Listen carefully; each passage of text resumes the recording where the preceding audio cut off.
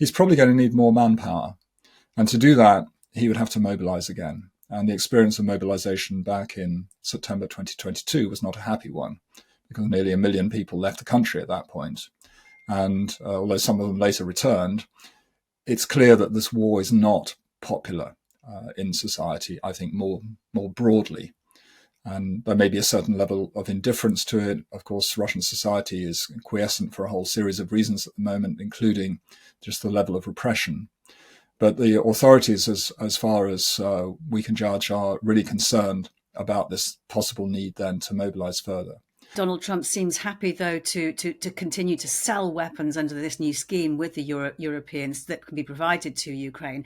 And interestingly, that strange thing he wrote on Truth Social, which was, I wish both countries well, good luck to you all. It did seem like he was preparing to walk away, or that it's definitely firmly in his head as an option. Yes, I think so. I mean, he may in some way believe that Putin still needs him, and Trump can play a role in helping Putin resolve his dilemma, because Putin's not exactly sitting pretty here. I was saying to somebody yesterday when I was asked this question, who's winning in Ukraine? And I would say really nobody's winning at the moment. Russia should be winning, given its superiority in terms of numbers of soldiers, the size of its economy, the size of its defense industrial base.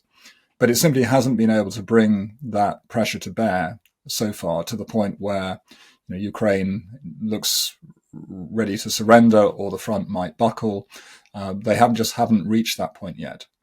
And really to push further into Ukraine, as Putin clearly wants to do, and he wants to seize the Donbass region. I think that's his kind of minimum requirement now. He's probably going to need more manpower. And to do that, he would have to mobilise again. And the experience of mobilisation back in September 2022 was not a happy one, because nearly 1 million people left the country at that point. And although some of them later returned, it's clear that this war is not popular in society, I think more broadly. And there may be a certain level of indifference to it. Of course, Russian society is quiescent for a whole series of reasons at the moment, including just the level of repression. But the authorities, as far as we can judge, are really concerned about this possible need then to mobilise further. So that's constraining Putin. I would say at the same time, the Ukrainians are having some success in probably slowing down the Russian advance, attacking Russian logistics, and more recently, their quite extensive attacks on the Russian oil and gas industry, notably the oil industry, where they've gone after refineries, oil terminals. They have the ability to strike in ways that they didn't, let's say, 12 months ago. So this is a complicating factor for Putin. It's not a decisive factor. But I think the summary really is that the longer he carries on fighting, the more difficult it becomes for him. So his assumption is still the Ukrainians will break if he just pushes a little bit further. The Europeans still think that just a bit more sanctions and Putin will think again. And the Ukrainians are left there just having to keep slugging it out, with of course problems on their side, particularly manpower. They're relying on the Western allies to keep them afloat economically. But I believe they can stay in this fight still for a long time. And you say on the subject of the Russian manpower problems, I'm just wondering what your take is on this report that was from the Institute of the Study of War. They gave this update where they cite a report by someone who's usually accurate, a Russian source, pointing to this formation of the strategic reserve from new recruits. What is the imperative for Putin to keep the war going? I mean, he's obviously preparing to do it, and it looks like he is having success doing it. Well, he can't lose this war. It's existential for him. And he and his close advisors seem to believe that it's winnable, and probably in the short term. But what I think is still a mystery for them is how Ukraine has been able to just achieve this level of resistance and resilience. And it really doesn't look as though, even though Russia is advancing at a snail's pace along parts of this, very long front line, it doesn't look as though they're anywhere close so far to achieving that decisive breakthrough. And even if they have occasionally broken through the front, and the front, one has to imagine it's not quite like the First World War. There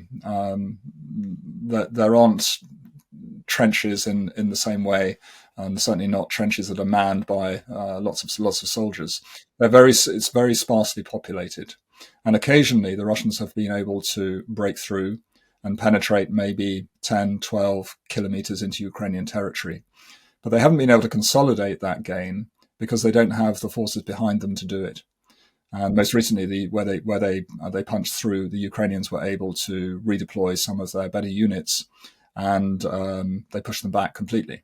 And in fact, even I think advanced a little. So it's a really kind of mixed picture. Yeah, I suppose I meant really the success in building up the strategic reserve rather than necessarily on the battlefield. I mean, how much, I mean, when you talk about the manpower problems, I mean, does that point to the fact that he's actually managing to fill the gaps at the moment and he's preparing for the long haul? Or do you think this is actually going to become a big problem fairly soon? No, I don't think it's going to become a big problem very soon. I think we can just see increasingly they are having to pay more in terms of sign-on bonuses to maintain the level of recruitment, which is probably around 30 to 35,000 men a month. That's covering their losses. So I mean that tells you they're sustaining very, very heavy losses. So they can keep on doing that. But in terms, I think, of building up a well-trained, substantial reserve that would allow Russia then to take this war to a higher level in Ukraine, I don't see any sign of that happening quickly. You mentioned earlier the incursions, which are a very serious development that Russia has been conducting into NATO airspace. Why do you think this is happening now? Is it a sign of strength? Is it a sign of weakness? Or is it intended to distract the alliance from Ukraine? I would suggest that it in some ways is intended to distract, in that if you think that Russia's not winning at the moment and they need to try to change the balance of forces on the battlefield, well, one way to do it is to make some of the neighboring countries on the eastern flank there feel particularly insecure, to the point where NATO has to deploy, let's say, weapon systems, has to deploy effort to support those countries. And that's effort and weapon supplies and things that otherwise might be going in the direction of Ukraine. So if you want to try to weaken Ukraine, then according to this logic, and I think this is Kremlin logic, then why not unnerve some NATO countries and watch how they then try to deal with that and continue supporting Ukraine? Because the Russians know that our resources are limited. The attention span of Western leaders, of course, is also limited. So I think they're trying to stretch us. This is definitely a test also of NATO's cohesion. They want to see just how the United States responds, to what extent the United States is still committed to the alliance. And here they've probably had some, mixed signals, because President Trump immediately said that when those probably 24 drones entered Polish airspace, he said this might be a mistake. And I suppose there is a tiny chance that this happened by mistake, but I discount that personally. I think this was absolutely deliberate. But he then said in the same breath, "I'm not going to defend anybody." Now, of course, that's going to be picked up on in Moscow. But just a few days later, the new US ambassador to the United Nations, Mike Waltz, the former national security advisor, made a very strong statement in his maiden speech at the UN and said that the US and its allies will defend every inch of NATO territory. So again, if you're sitting in Moscow, you'll say, well, I'm getting some mixed messages here.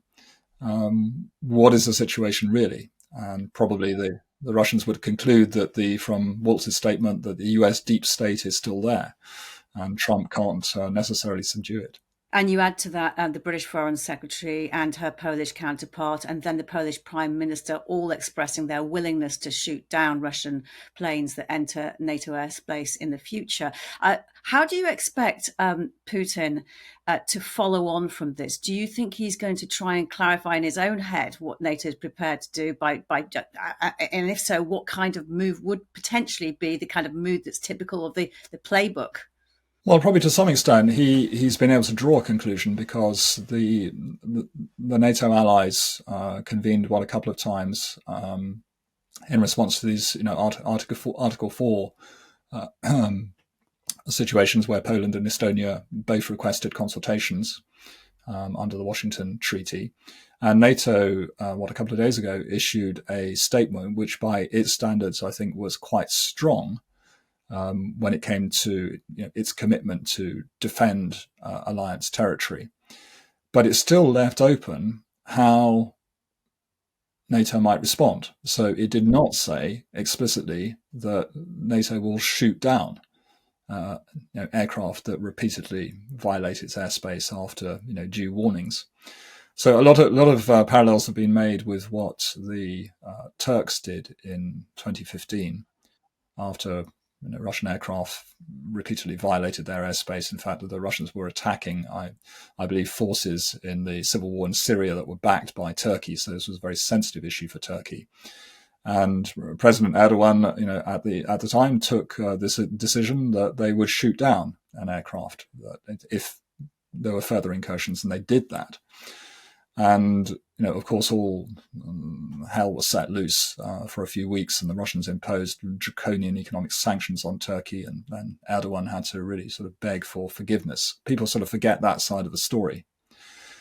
But I mean, interestingly, Trump said 2 days ago, and he was in pretty exuberant form after his speech at the UN, that they should shoot down Russian aircraft that come into their airspace. But this is a big decision. The problem, I think, that the NATO faces is that in order to deter, you have to be prepared to escalate, and you have to signal that you're prepared to escalate. And some NATO countries are worried about even signaling because that they believe that is already an escalation. And then they might really invite a Russian test and not, in fact, be up to it. So this is the problem when you're an alliance of 32 countries that has to take decisions by consensus. That this is a really very, very sensitive issue. So they're sort of playing around it slightly, and so that that statement they made, although I say by NATO standards I think it was quite strong, it's still ambiguous.